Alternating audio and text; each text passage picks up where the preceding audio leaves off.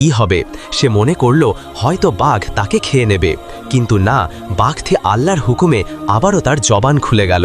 বাঘটি বলতে লাগলো, হে অপরিচিত ব্যক্তি, আপনার একটাও ভেড়া নষ্ট হয়নি, সবই ঠিক আছে, কিন্তু তুমি এখনও ঈমান আনোনি, এখনও রাখালি করো। জঙ্গলের হিংস্র প্রাণীগুলো দয়ার নবীজিকে চিনতে পারল, কিন্তু তুমি এখনও চিনতে পারোনি।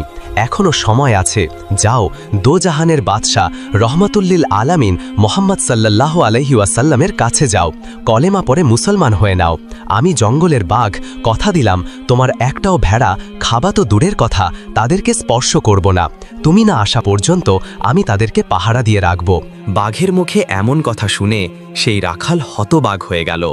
তার মুখ থেকে একটাও কথা বার হচ্ছে না, শুধু নয়ন ভরে সেই বাঘের দিকে চেয়ে আছে। সে আর দেরি করল না, সাথে সাথেই হজরত মোহাম্মদ সাল্লাল্লাহু আলাইহি ওয়াসাল্লামের কাছে আসতে লাগল। এদিকে হজরত জিব্রাইল আলাইহিসসালাম হজরত মোহাম্মদ সাল্লাল্লাহু আলাইহি ওয়াসাল্লামের কাছে এসে বলল, ইয়া রাসূলুল্লাহ, আজ এক রাখাল কলেমা পড়ার জন্য আপনার কাছে আসছে, কিন্তু এই খবর পৃথিবীর কোনো মানুষ তাকে দেয়নি। এই খবর দিয়েছে জঙ্গলের বাঘ, যাও, তাকে তুমি স্বাগত জানাও। অতপর হজরত মোহাম্মদ সাল্লাল্লাহু আলাইহি ওয়াসাল্লাম কয়জন সাহাবীকে নিয়ে দাঁড়িয়েছিলেন। কিছুক্ষণ পর দূর থেকে একজনকে আসতে দেখলেন। তখন হজরত মোহাম্মদ সাল্লাল্লাহু আলাইহি ওয়াসাল্লাম তাকে বললেন, তুমি এত দেরি করলে কেন? তুমি তো ঈমান আনবে, কলেমা পড়বে, তাহলে একটু আগে আসলে ভালো হতো। নবীজির মুখে এমন কথা শুনে রাখাল হতবাক হয়ে গেল। নবীজি জানল কিভাবে? তখন রাখাল বলল, আপনি এই খবর জানেন কিভাবে? তখন মোহাম্মদ সাল্লাল্লাহু আলাইহি ওয়াসাল্লাম বললেন, শুধু আমি এই খবর জানি না, আমি এটাও জানি যে তোমাকে পাঠিয়েছে জঙ্গলের বাঘ। নবীজির মুখে এমন কথা শুনে ওই রাখাল আর কোনো প্রশ্নই করলেন না, শুধু বললেন, আমাকে কলেমা পড়িয়ে মুসলমান বানিয়ে নিন। তৎকালীন সময়ের শাম দেশে এক শাসক বাস করত।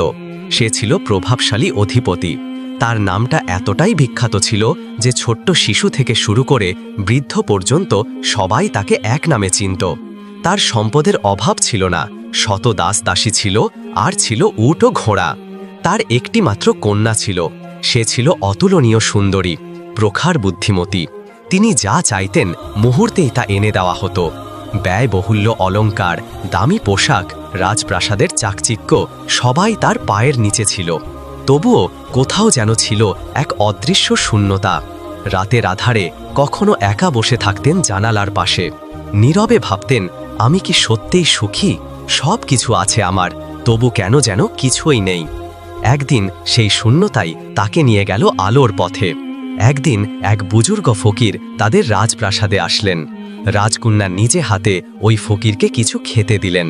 তখন ফকির হজরত ফাতেমা রাদিয়াল্লাহু তাআলা আনহার কথা শোনালেন, যার পবিত্রতা, দানশীলতা, তাকওয়ার এমন ঘটনা শোনালেন যার তুলনা পৃথিবীর বিরল। রাজকন্যা এই ঘটনা শুনে তার চোখে জল এলো।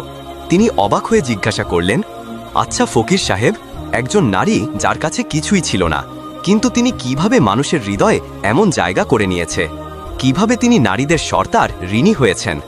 তখন ওই ফকির বলল, তিনি ছিলেন আল্লাহর সন্তুষ্টির জন্য দানশীল, যার অন্তর ছিল এতটাই কোমল যে তিনি নিজে না খেয়ে নিজের খাবার অনাহারীদের খাওয়াতেন।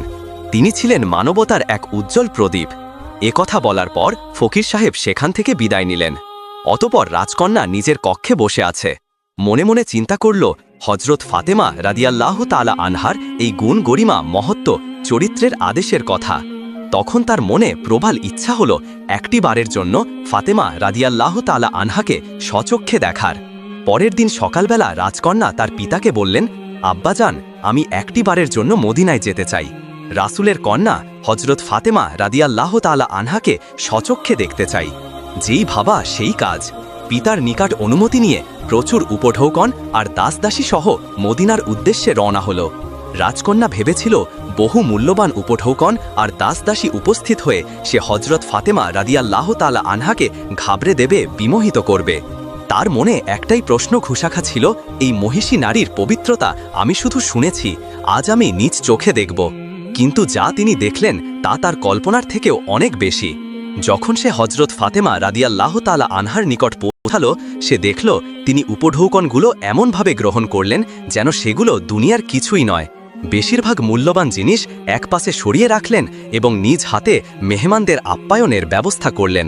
অতপর একজনকে বললেন, তোমরা গরিব দুঃখীদের খবর দিন।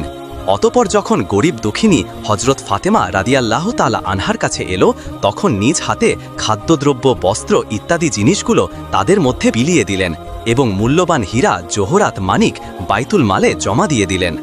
এই সব দৃশ্য দেখে রাজকন্যা অবাক বিস্ময় হজরত ফাতেমার দিকে শুধু তাকিয়ে আছে। তার মনে একটাই প্রশ্ন, এত কিছু দিলেন কিন্তু নিজের জন্য রাখলেন না কিছুই, এ কেমন মানুষ?